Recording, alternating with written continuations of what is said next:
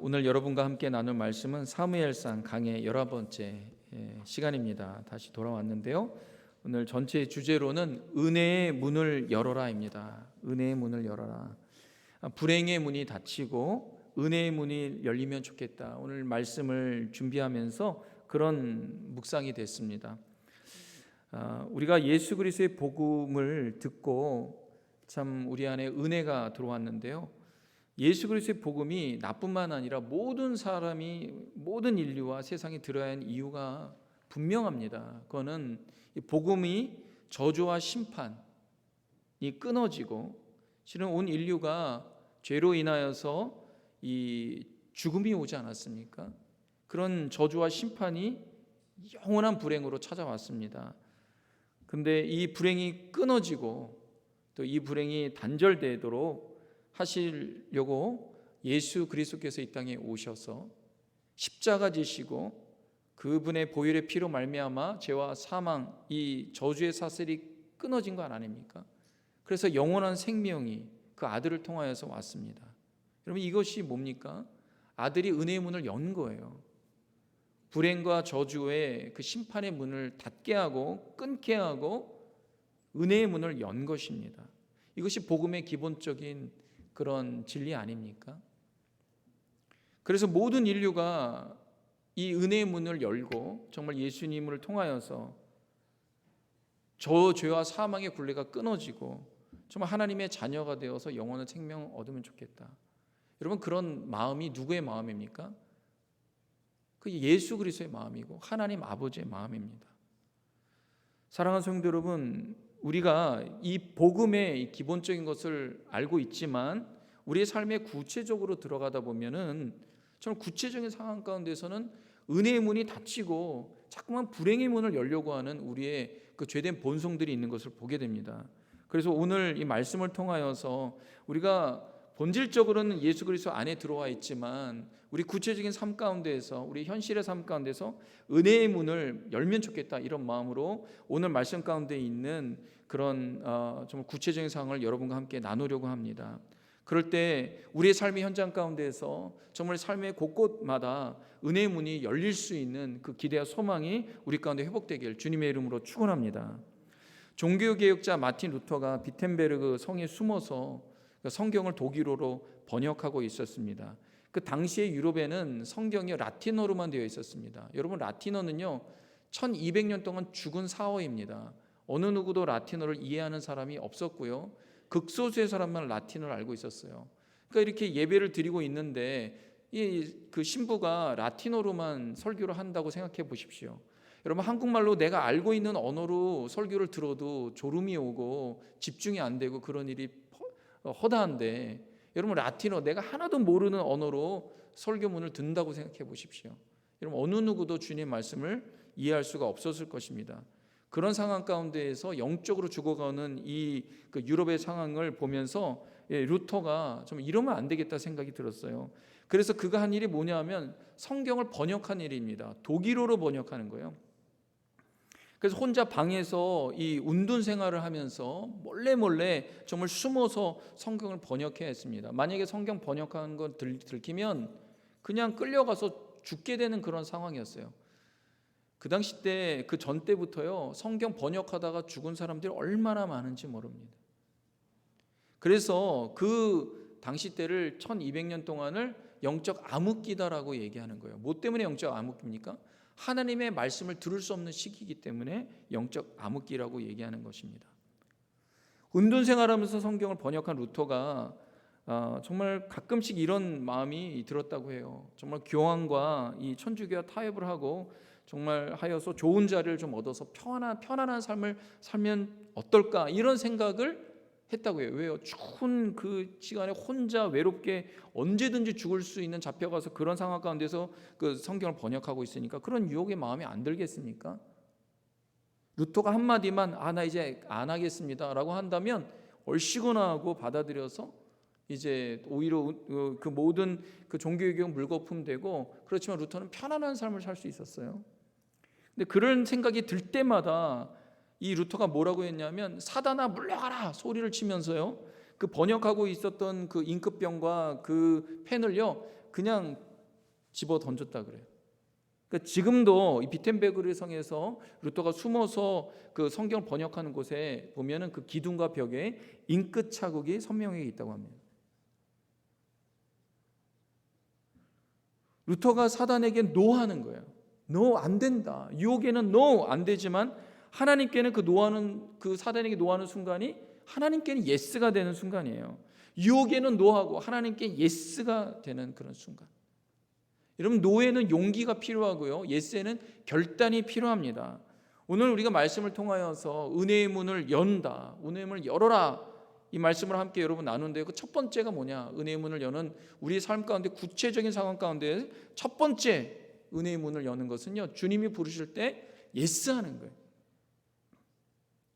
사단의 유혹에는 노하지만 주님이 부르시는 예스로 대답하는 것, 그것이 첫 번째입니다. 첫 번째, 주님 부르실 때 예라고 대답해라. 10절의 말씀인데요, 우리 한번 다 같이 한번 읽어보도록 하겠습니다. 10절의 말씀 시작. 여호와께서 임하여 서서 전과 같이 사무엘아 사무엘아 부르시는지라 사무엘이 이르되 말씀하옵소서 주의 종이 듣겠나이다 하니. 하나님이 사무엘을 부르실 때 3번 부르셨어요.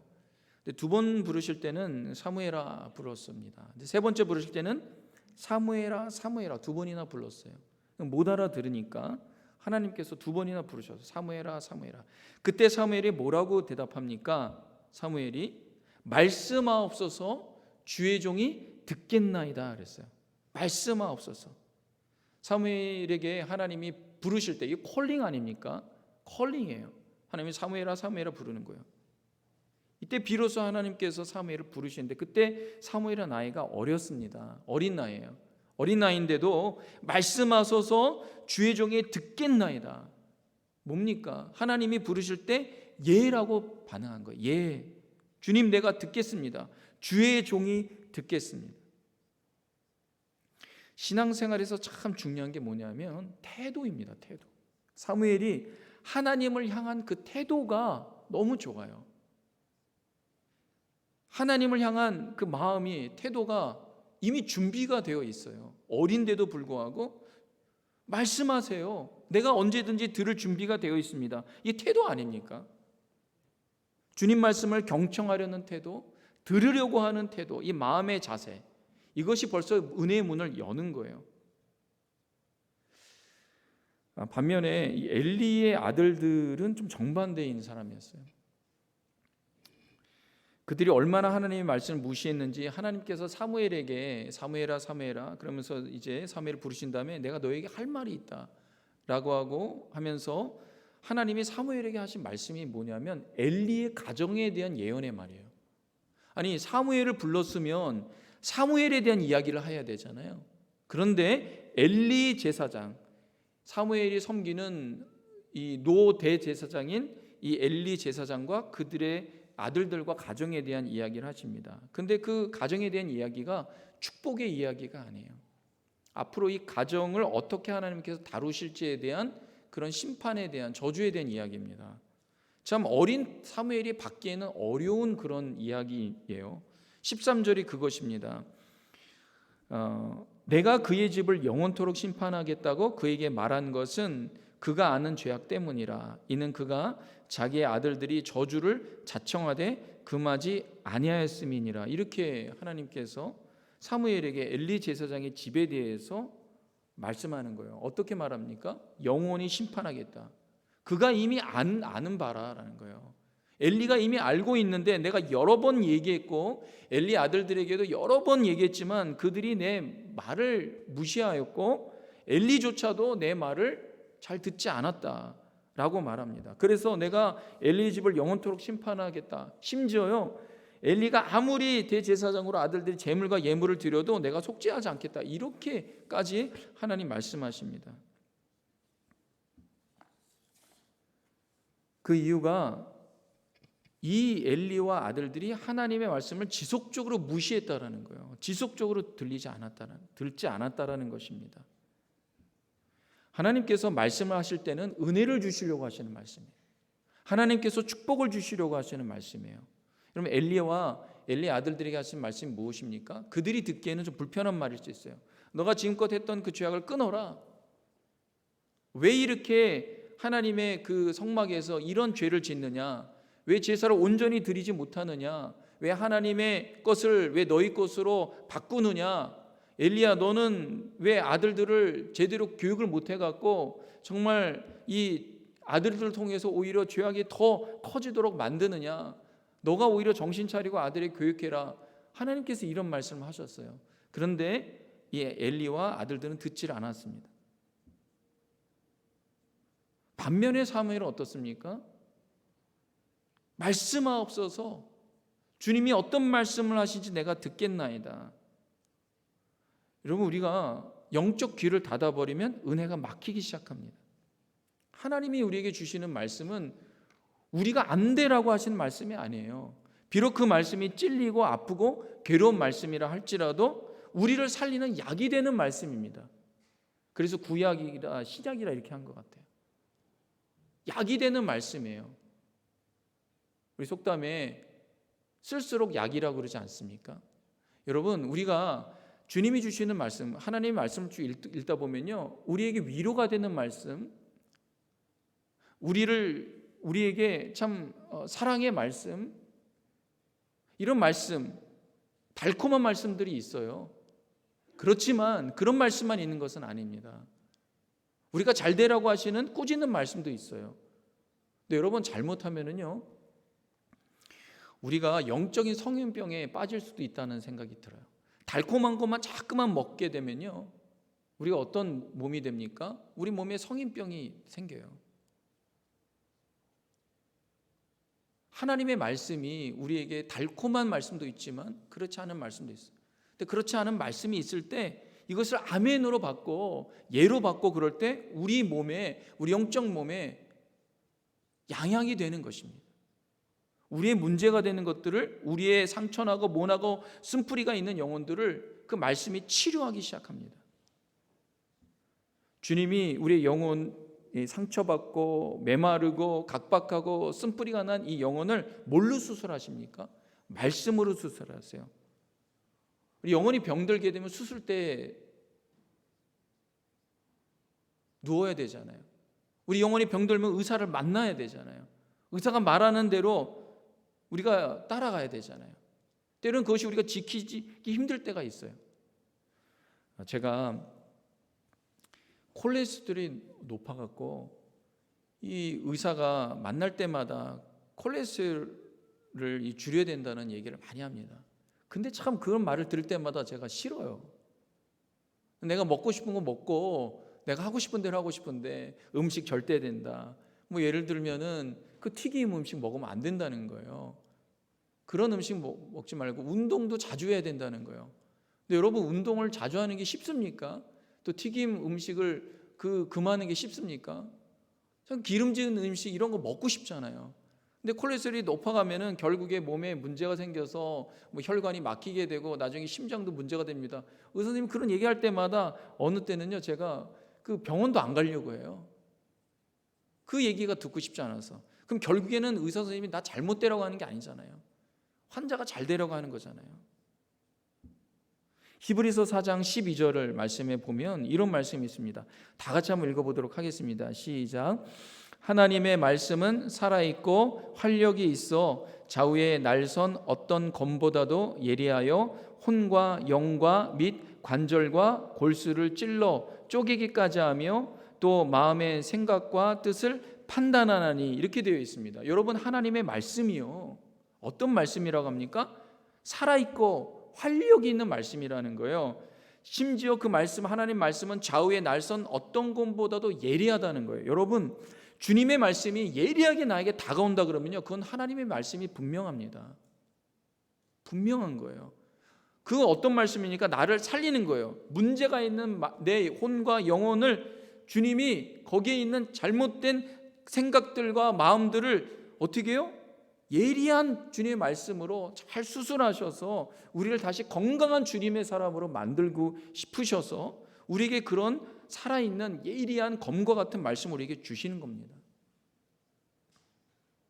그때 어떻게 됩니까? 주님, 아멘, 아멘. 그렇습니다. 주님 나를 고치시려고 그러시는군요. 내 영혼의 부정적 생각, 더러운 생각, 어둡고 추한 마음들, 미워하고 분노하는 상처, 또한 자기의 의로 가득한 교만한 마음들, 이런 걸 치료하기 위해서 주님 내게 이 말씀 주시는군요. 하나님, 우리가 건강하고 균형 잡힌 사람, 그런 사람이 되길 원하십니다. 하나님은 건강한 교회, 건강한 사람, 건강한 그리스도인, 건강한 민족과 나라를 사용하십니다. 하나님 우리를 그렇게 만드시길 원해요. 사랑하는 성도 여러분, 하나님이 쓰시기에 거룩한 공동체, 건강하고 균형 잡힌 공동체, 저와 여러분 민족과 나라가 되길 주님의 이름으로 축원합니다. 두 번째는 이거예요. 은혜의 문을 여는 것. 우리 구체적인 삶 가운데 하나님은 선하시고 인자와 긍휼이 많으시기 때문에 회개의 자리로 날마다 나가야 돼요. 내가 회개할 것이 있으면 그것을 가장 우선순위로 두고 나가야 됩니다. 18절의 말씀을 한번 다 같이 한번 보도록 하겠습니다. 시작. 사무엘이 그것을 그에게 자세히 말하고 조금도 숨기지 아니하니 그가 이르되 이는 여호와 신이 선하신 대로 하실 것이니라 하니라. 지금 이 말이 무슨 말이냐면요, 배경이 이렇습니다. 사무엘이 엘리와 엘리의 그 가정의 이야기를 하나님께 듣지 않습니까? 그것을 듣고 참 찹찹한 마음으로 이제 아침에 이제 일어났습니다. 근데 엘리가 하나님이 과연 사무엘에게 어떤 말씀하셨는지 궁금한 거예요. 궁금하니까 사무엘을 부릅니다. 사무엘을 불러요. 그래서 사무엘에게 하나님이 어떤 말씀하셨는지 너 낱낱이 얘기해라. 조금이라도 빠지면 하나님이 너에게 벌레 시리시겠다. 막 이렇게 거의 겁박하듯이 엘리가 사무엘에게 말하니까 사무엘이 어쩔 수 없이 엘리에게 소상히 하나도 빠짐없이 하나님께 들은 이야기를 합니다. 저는 이 대목을 보면서요, 참 서글픈 스토리다 이런 생각이 들었어요. 지금 엘리의 자기에 관한 이야기를 누구에게서 들어야 됩니까?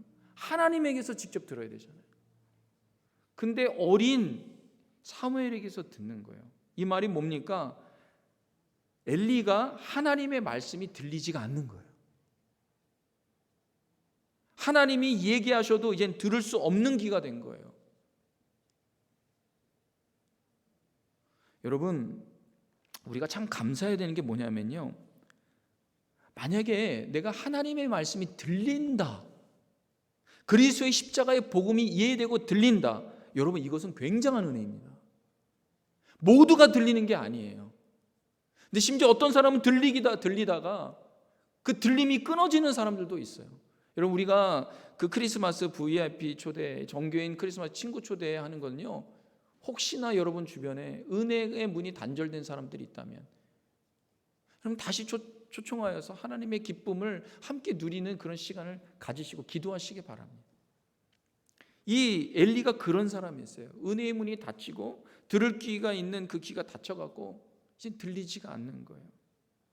여러분, 듣는 것과 들리는 것은 다릅니다. 보는 것과 보여지는 것은 달라요. 여러분, 예배를 와도요, 모두가 다 예배를 드리는 건 아니에요.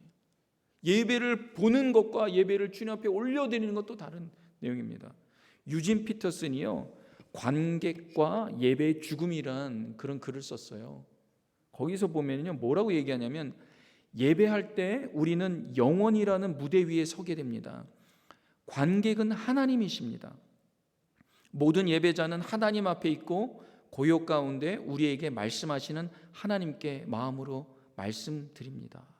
여러분, 이게 무슨 말입니까? 예배 드릴 때 진정한 관객은 하나님이시라는 거예요. 우리는 예배자가 되어서 어떻게 합니까? 영원이라는 그 무대 위에서 주님 앞에 어떻게 예배를 퍼폼하는 거예요.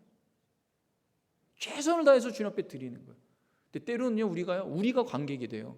목사님이나 앞에 찬양대나 누군가가 찬양하면 우리는 그냥 관객에 대해서 오늘 뭐 은혜가 있었네, 오늘 뭐 좀 좋았네, 오늘 좀 괜찮았어, 또 친교하는데 친교 오늘 좀 밥맛이 괜찮네, 뭐 오늘 좀 싱겁네, 짜네, 이러면서 우리가 어떻게 관객이 되는 거예요. 근데 여러분, 예배의 유일한 관객은 하나님 한 분이심을 여러분 아시길 주님의 이름으로 축원합니다. 그게 진정한 예배가 되는 거예요. 그러니까 여러분, 예배를 준비하는 건요, 내가 관객이 되는 그런 잘못된 습성을 그 전날 벗겨야 되는 거예요.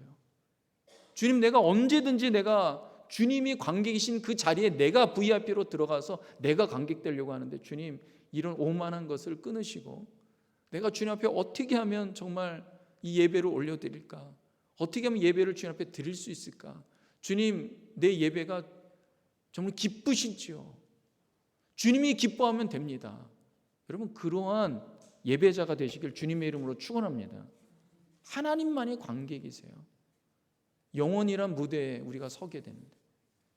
영원히 주님은 우리의 예배를 받으셔야 되는 관객이심을 믿으시길 주님의 이름으로 축원합니다. 그럴 때 그 예배가 되는 거예요.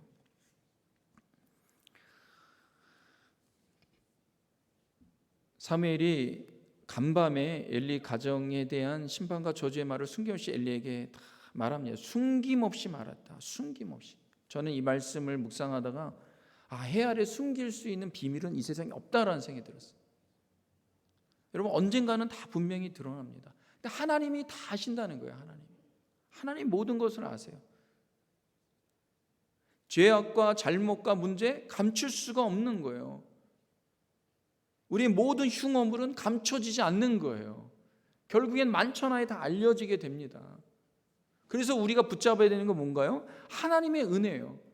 은혜가 아니면 가릴 수가 없는 거예요. 여러분, 예수님께서 십자가에 지신 그 보혈의 피가 뭡니까? 죄의 허물로 가득한 우리의 그 더러운 것을 어떻게 해요? 감추시는 것 아닙니까? 예수 그리스도가 아니면 우리는 감춰줄 수 없는 거예요. 덮어줄 수 없는 거예요. 그래서 우리가 항상 은혜의 문을 사모해야 되는 거예요. 주님, 나에게 은혜 주시옵소서. 그래서 어떻게 해야 됩니까? 여러분, 엘리가 사무엘에게 자기 집안의 일을 얘기를 듣잖아요. 어린 사무엘에게. 여러분, 들었을 때 엘리가 어떤 반응을 보여야 되는가? 어떤 반응을 보여야 될까요? 사무엘이 이 엘리에 대한 그 집에 대한 것을 조금도 숨기지 아니하니, 그럼 그 다음에 내용이 어때야 되나요? 어떻게 해야 됩니까, 여러분? 주님, 내가 어떻게 하면은 이 저주의 문을 끊고 이 심판을 끊고 주님 다시 은혜로 나아갈 수 있겠습니까? 주님, 어떻게 하면 됩니까? 주님, 내 죄와 내 아들들의 죄, 집안의 죄가 너무나도 큽니다. 하나님, 우리를 다시 한번 긍휼히 여겨주시고 불쌍히 여겨달라고 여러분 이렇게 회개 자리로 나가야 되는 거 아닙니까? 근데요, 그 다음 엘리의 이 말이요, 참 저는 너무나도 안타까운 말로 들렸습니다. 뭐라고 얘기하냐면요, 이렇게 말합니다. 여호와신이 선하신 대로 하실 것이니라. 이렇게 말을 해요. 여호와는 선하신 대로 하실 것이니라. 18절에 그가 이르되 이는 여호와이시니 선하신 대로 하실 것이니라. 저는 이 말이요, 너무나 종교적으로 들어요. 그냥 하나의 공연불처럼 들리는 거예요. 하나님 그냥 선하시니까 그분대로 하실 것이지. 여기에는 어떤 안타까운 마음, 정말 어떻게 이렇게 될 수 있을까? 하나님, 이것을 돌이킬 수 있는 방법은 없습니까? 이런 마음으로 가지 않고요, 여러분, 하나님은요 정말 선하시다면, 정말 인자와 긍휼이 무궁하시다면 그 다음 어떻게 됩니까? 하나님은 인자와 긍휼이 많으시니까 내가 다시 한번 주님 앞에 나갑니다. 여러분, 그렇게 가야 되는 건 아닙니까? 사울과 다윗, 가룟 유다와 베드로의 공통점과 차이점이 있어요. 둘 다 똑같은 죄를 지었습니다. 사울과 다윗, 여러분, 다윗은요 더 큰 죄를 지었어요. 가룟 유다도 예수님을 팔고 배신했고, 베드로도 3번이나 예수님을 팔고 배신하고요, 심지어 예수님을 저주까지 했습니다. 성경에 보면요, 예수님을 완전 저주했어요. 그게 베드로예요. 죄가 엄청 큽니다. 거의 배교와 같은 그런 죄예요. 근데 여러분, 이 둘의 차이점이 뭡니까? 사울과 가룟 유다는요, 은혜의 기회인 회개의 자리로 나가지 않았어요. 자기 의가 너무 컸어요. 자기 의와 자기 연민 때문에 하나님이 주신 그 은혜의 기회를 찾습니다. 근데 반면에 다윗과 베드로는요, 하나님 앞에 다시 한번 간구하면서 주님, 인자와 긍휼이 많으시니 나를 제발 살려달라고 주님 앞에 회개의 자리로 나갔어요. 내가 너무나도 죄가 큽니다. 주님, 다시 한번 주님 앞에 나아갑니다. 주님, 선하시고 인자하시고 긍휼이 많으시죠. 주님, 다시 한번 나를 좀 살려달라고, 한번 나를 붙들어 달라고. 하나님께서 그런 회개하는 그런 마음으로 주님 앞에 간절히 나갈 때 다윗과 베드로를 다시 하나님께서 은혜의 문을 열어주셨어요. 사랑하는 성도 여러분, 주님이 말씀하실 때 비록 내 안에 어두움이 있고 상처가 있고 쓴뿌리가 있고 미움이 있고 이렇지만 주님 다시 주님이 말씀하시는 것을 드러내셔서 치유하셔서 우리를 다시 사용하시기 위해 건강한 사람으로 만드시게 한 것임을 알고 회개의 자리로 나갈 수 있길 주님의 이름으로 축원합니다. 종교로 치장하지 마세요. 그냥 순전하게 아이처럼 나가셔야 되는 거예요. 세 번째는 이것입니다. 하나님이 함께 하실 때만 형통한 은혜가 시작됩니다. 되게 중요한 말이에요. 하나님이 함께 하실 때. 이 말씀이 무슨 말인지 함께 나누려고 하는데요. 19절에 있는 말씀 우리 한번 다 같이 함께 읽어보도록 하겠습니다. 시작. 사무엘이 자라매 여호와께서 그와 함께 계셔서 그의 말이 하나도 땅에 떨어지지 않게 하시니 이랬어요. 사무엘이 자라는 거예요. 점점 자라났습니다. 10수년이 지났습니다. 하나님이 엘리 제사장에게 그 가정에게 한 그런 심판의 말은 어릴 때, 사무엘이 어릴 때 하신 말씀이에요. 이제 10수년이 지났어요. 하나님이 그렇게 말씀하셨지만 엘리나 그 아들들이나 제사장은 당장에 망한 게 아니에요. 똑같이 그냥 삶이 계속 연결이 되었습니다. 그리고 10수년이 흘렀어요. 여러분, 이 말은 뭐냐면요, 하나님이 계속 은혜의 문을 열어놓으셨다는 거예요. 하나님은 인자와 긍휼이 많으신 분이에요. 말씀하셨다고 당장에 하나님이 심판을 내리시는 게 아니에요. 때로는 몇 년, 때로는 10수년, 때로는 100년, 때로는 몇백 년까지 하나님 기다리세요. 지금 예수님께서 은혜의 문을 열어놓으신 이후에 몇 년이 흘렀습니까? 2000년이 흘렀어요. 하나님은 그러신 하나님이에요. 한 사람이라도 구원받도록 하기 위하여 지금까지도 하나님께서 일하시고 구원을 베푸시는 하나님, 참으시고 인자와 긍휼이 많으신 하나님이십니다. 여기 보면 자라나면서 이 사무엘이요, 사람들에게 인정을 받습니다. 사람들에게 두 가지인데요. 19절에 한 번 더 보면 그의 말이 하나도 땅에 떨어지지 않았다라는 거예요. 말에 대한 권위를 인정받고, 20절에 보면 단에서부터 부엘세바까지 온 이스라엘이 사무엘은 여호와의 선지자로 세우심을 입은 줄 알았다. 사무엘이 하나님의 선지자로 인정받았다는 거예요. 사무엘이 이런 인물까지 되었습니다. 근데 그렇게 된 이유가 뭡니까? 우리가 착각하는 것 중에 하나가 뭐냐면, 사무엘이 언변의 능력이 뛰어나서 어릴 때부터 정말 그 한나가 기도하면서 하나님께 헌신한 그러한 사람이기 때문에 하나님이 또 은사를 주시고, 어릴 때부터 막 그 엘리 대제사장의 그 가르침을 계속 받아서 그런 훈련받고, 그래서 그게 이제 잘난 사람이 되었다. 물론 그런 과정들을 하나님이 다 쓰셨죠. 그 모든 것 다 하나님께서 주셨어요. 그런데 여러분, 성경을 잘 보십시오. 성경은 뭐라고 되냐면 19절 다시 보면요, 사무엘이 주어가 아니에요. 하나님이 주어예요. 뭐라고 되어 있습니까? 여호와께서 그와 함께 하셔서, 하나님이 사무엘과 함께 하셔서 그의 말이 하나도 땅에 떨어지지 않게 하나님이 하셨다는 거예요. 하나님이 그를 위대한 사람으로 만들어가고 계시는 중이다라는 거예요. 사무엘이 주어가 아닙니다. 우리가 착각에 빠져요. 우리가 좀 잘나고 좀 뭔가 이루어지는 것 같으면 내가 잘나서, 내가 엄청 노력해서, 내가 재능이 있고 머리가 좋아서 사람들에게 인정받는다 생각합니다. 그렇지 않아요. 이 모든 것이 다 뭐예요? 하나님이 세워주셨다는 거예요. 하나님이 세우신 줄 알았고 하나님이 그렇게 하셨기 때문에 이게 뭡니까? 한마디로 은혜를 받았다는 거예요. 하나님께서 은혜를 주셨고 은혜를 받았고 은혜를 누렸다라는 말입니다. 여러분, 은혜의 문을 여는 사람의 특징이 뭐냐면요, 바로 이거예요. 인생의 주어가 하나님인 걸 아는 거예요. 사무엘서는 사무엘이 쓴 거 아닙니까? 그러니까 이 말은요, 사무엘의 고백이에요.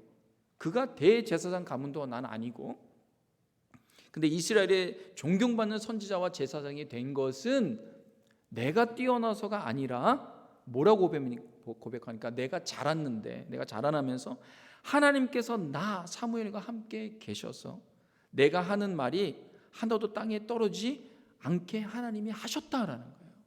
하나님이 그렇게 하셨다. 저는 요즘에 하나님의 은혜에 대한 묵상을 많이 합니다. 그 중에 하나가 뭐냐면 주어가 많이 바뀌어야 되겠다. 여러분, 우리의 주어가 많이 바뀌어야 돼요. 복음을 듣고 예수를 믿게 되면 우리의 주어가 신분적으로는 바뀌었어요. 예수님이 주님이 되셨어요. 그런데요, 구체적인 삶의 환경 가운데서 우리가 자꾸만 죄성이 드러나는 게 주어가 자꾸만 내가 돼요. 사랑하는 성도 여러분, 예수님이 주인이 되시길 주님의 이름으로 축원합니다. 이게 은혜의 문을 누리는 거예요. 은혜의 문을 여는 거예요. 주님, 예수님이 내 인생의 주님이시죠. 그러니까 내 구체적인 삶 가운데서 이거 주님이 하신 거예요. 자녀가 잘 되는 것, 내가 잘 키워서요. 물론 기도하고 잘 키워야 되겠죠. 주님이 그렇게 하셨습니다. 직장에서요, 주님이 그렇게 하셨습니다. 사업체에서 주님이 하셨어요. 여러분 한번 곰곰이 보십시오. 누가 그렇게 하셨는지. 모든 것이 하나님의 은혜입니다. 내 인생의 주인은 예수님이십니다. 그런 은혜의 문을 여시길 주님의 이름으로 축원합니다. 이제 결론적으로 말씀드립니다. 제가 이 말씀을 준비하면서 은혜의 문을 열어라고 한 것은요, 15절 말씀이에요. 15절 말씀 보면 이렇게 되어 있습니다. 다 같이 한번 읽겠습니다. 시작.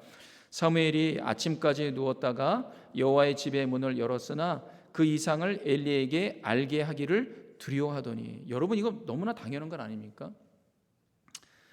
어린 사무엘에게 하나님이 너무나 무거운 말씀을 하신 거예요. 그러니까 잠을 잘 수가 없었어요. 그냥 아침까지 뜬 눈으로 지새웁니다. 그리고 일어나서 뭘 했습니까? 첫 번째 한 게 뭐냐면 하나님의 집의 문을 엽니다. 하나님의 집, 베델, 베이트 엘이에요. 하나님의 집. 이 문을 열면서 어떤 마음을 가지고 있었을까? 하나님, 은혜의 문이 열리길 원합니다.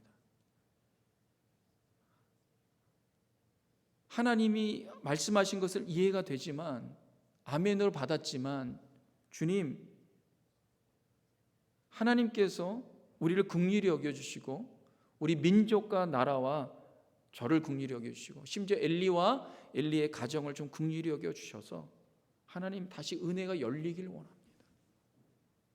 그런 마음으로 여호와의 집의 문을 열자는.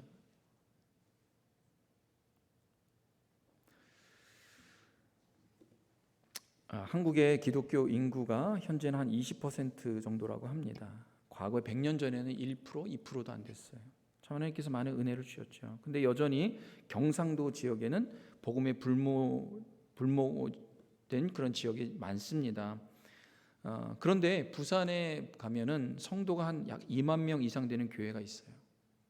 정말 복음에 불모진 그 지역 가운데 이렇게 정말 복음에 엄청난 역사가 있는 그런 교회가 있습니다. 수영로 교회입니다. 이 교회를 세운 그 개척한 분이 누구냐면 정필도 목사님이에요. 이 개척하면서 본인이 이제 어떻게 하나님의 은혜로 이렇게 교회가 세워졌는지 자기가 쓴 자서전이 있습니다. 이게 뭐냐면 교회는 무릎으로 세워진다. 교회는 무릎으로 세워진다. 은혜로 세워진다는 거예요. 기도로 세워진다는 거죠. 이분의 그 책을 보면 어떻게 이렇게 교회로 됐고 또 이분을 어떻게 하나님이 쓰셨는지를 좀 보게 되는 거예요.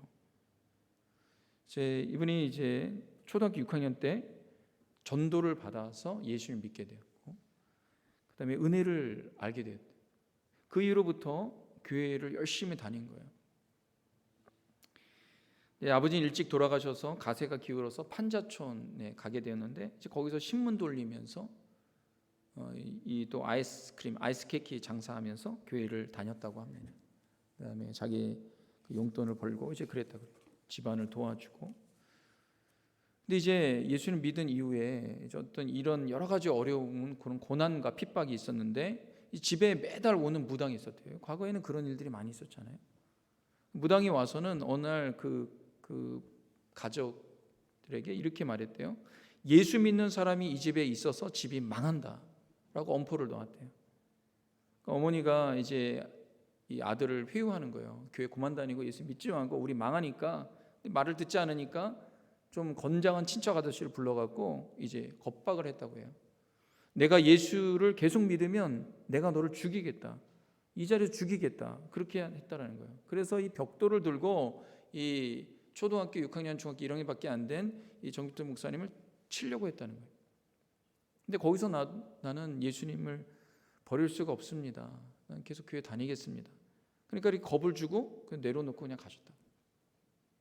근데 이제 할아버지가 돌아가신 후에 이 제삿날이 이제 됐는데 온 집안 사람들이 절하는데 본인은 이제 혼자 절하지 않았대. 이거 엄청난 박해가 일어나.